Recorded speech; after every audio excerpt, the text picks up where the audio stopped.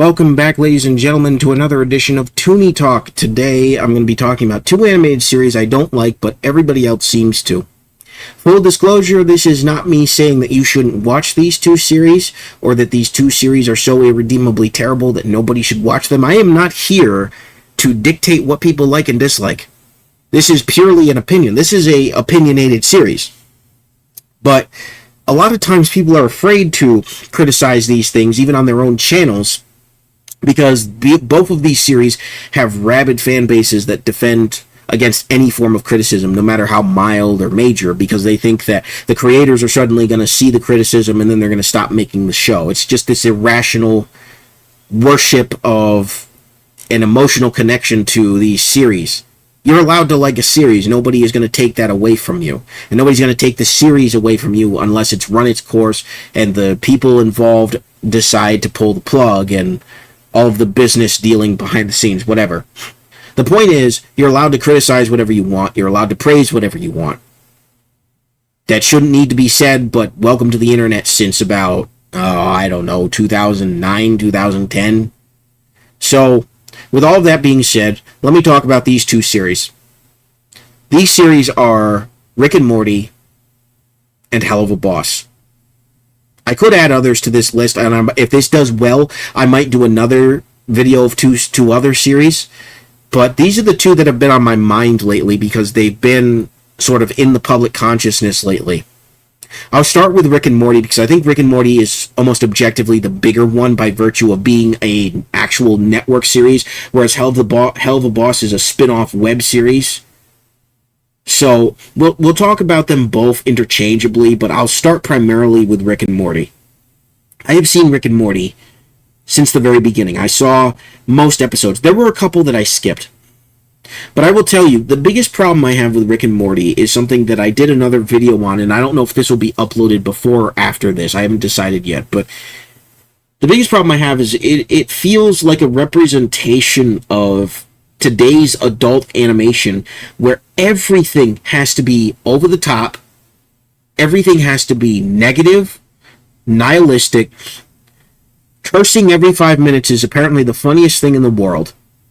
Over-the-top violence is apparently still entertaining, even though most of us who grew up playing video games, reading comic books, etc., we've all seen this, so there's no shock value to it. And you take the traditional family and you portray them as utterly self-absorbed, narcissistic, and degenerate. It's all about, look at how bad we are, isn't that hilarious? And then it also tries to take certain things seriously. How am I supposed to care about a family of terrible people when they're terrible people and constantly terrible to other people? I don't get that. Why should I care about the relationships between mother, father, and kids, and grandpa in the case of Rick and Morty, when all of them are terrible to almost everybody else they come across? Why should I care? I don't understand that, and I'm sure somebody else who's a fan can answer that question, and maybe they've answered that for themselves, but my stance is, why should I care? You try to have these emotionally deep moments, but yet when you strip it down, these are people who are constantly terrible and not improving as characters.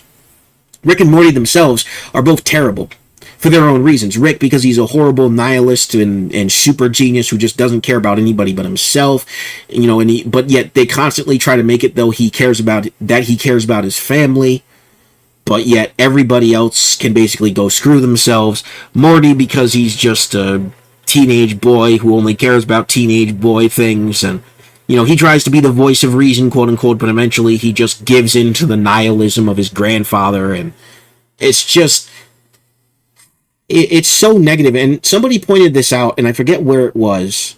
I think it was in somebody else's, it was actually in a fan of Rick and Morty, one of their videos talking about the series' decline. And they pointed out that they're just tired of all of the themes of nihilism and degeneracy and all of the negativity being portrayed as entertaining and funny, because at some point it stops being that. It stops being that. And Rick and Morty exemplifies this, because almost all of their episodes and themes are nihilistic. Rick is a chore of a character to listen to because he's just constantly feels like he's just constantly whining about, like, he's irritated with the world all the time. And that doesn't come across as funny. It just comes across as, wow, this guy is awful. And I know the show points out that he's awful several times, but it's just not entertaining to me. I just don't like it. I don't jive with it. You know, I've stuck with the series to see what it does with its episodic stuff, or with its serialized stuff, rather. And that's the other thing, is they're constantly going back and forth. Do we want to be episodic? Do we want to be serialized? You know, and trying to... They're acting as though, you know, it comes across as they want to do episodic stuff, but they're being forced by the fans to do serialized stuff. And then sometimes they flip that script. I don't know. It's just so... Why? I don't care. I don't care anymore. They've got a new season coming up. They got rid of Justin Roiland in a very stupid way, whether he's innocent or guilty. It seems like he's innocent, but yeah, they jumped the gun too soon, and so now they've got two new voices for the characters, and they don't quite work, and I just don't care. I'm not going to watch the series going forward. It had moments of really good animation and some fun set pieces, but outside of that, I don't care about the Smith family. I don't care about Rick. I don't care about Morty. I don't care about Beth or Jerry or Summer. I don't care about any of them because they've painted them as horrible people for the lulz. And I don't tend to care about horrible people. You know, let horrible people be horrible until they die, or unless they're willing to come to Christ. But they're just being portrayed as horrible people, and I don't see the entertainment value in that. So then you have Hell of a Boss, which is a spin-off of an actual series that Vivisy Pop is building called Has Been Hotel, which is going to be actually premiering full seasons, I guess, on Amazon. It just came out that that's going to be the case. And it's a series about 3 demons from hell. This isn't biblical hell, mind you. This is, I think, more of the Dante mythos of hell. And their premise is that there are 3 assassins that they take out people who, based on their clients from hell, they put out a hit for somebody on Earth. They go to Earth, they carry out the hit, and then that's that. That's the basic premise of the series. The show has gone so far from that premise, it's absolutely unbelievable. That was the premise, I think, that got people interested, because there's so much you can do with that, and there's so many different situations that can arise from that. They completely abandoned that by the second season. Almost completely. Now they're just doing weird stuff in hell, and they're engaging in all sorts of weird interrelational melodrama, and people have pointed out it's very much like Earth. To the point where if you made this same series, but it took place on Earth, it'd probably be better, because it would make more sense. You've got them in this sort of fictionalized version of, I'm just going to call it the underworld, because I feel like that's more akin to what it is. This is not hell, guys. This isn't even close to, and that's another discussion for another day. This just isn't hell. And other people have pointed this out, regardless of what it's based on. This is just Earth, with sort of a Hot Topic / gothic skin over it. These are just humans with horns and weird tails, and it's just us. It's just the worst of us. The worst of the worst of us. Because you often will hear the excuse, oh, it's hell. It's, you know, that's why everything is so terrible. Yeah, but that's not entertaining. Especially because it's supposed to be more adult and more mature. It's the same thing with Rick and Morty. It's not entertaining to just be degenerate all the time. But yet that's the core of this show's humor, and they're constantly trying to, again, bring in drama. The second season is really guilty of this. They're trying to make the backstories very dramatic for these characters. But I'm like, who cares? They're literal demons. Who cares? I don't care if they exist or if I'd rather they don't. If you want to take a more realistic stance, these are creatures of pure evil. So who cares? Why would I care? That's why I think it would be better if it was just based on humanity, but I don't know. I guess the creators got some sort of thing about hell, or the Dante's Inferno or whatever, mythology of hell. Again, this is not biblical hell. Biblical hell is a lot different than this is being portrayed, because I'm sure there are Christians and other religious groups that get bent out of shape about it. Don't. It's not even realistic. It's laughable. It's laughable how they portray demons and hell and even heaven at some point. It's it's so wildly inaccurate. Wildly. It's just, and I think that that's on purpose as to not offend anybody. But regardless, it's just such a mean-spirited, degenerate show, and its humor is so childish and so baseline childish. You know, they can curse every 5 minutes. They do so more than in Rick and Morty. You know, there's over-the-top violence, possibly more so than Rick and Morty as well, depending. You know, a lot of these earlier episodes, there was a lot of action sequences that were incredibly gory, and but it's all about lust and all of these sort of degenerate things and sins, and it's not entertaining. Where it tries to derive its entertainment value is through the interpersonal relationship stories, and those aren't good in my opinion.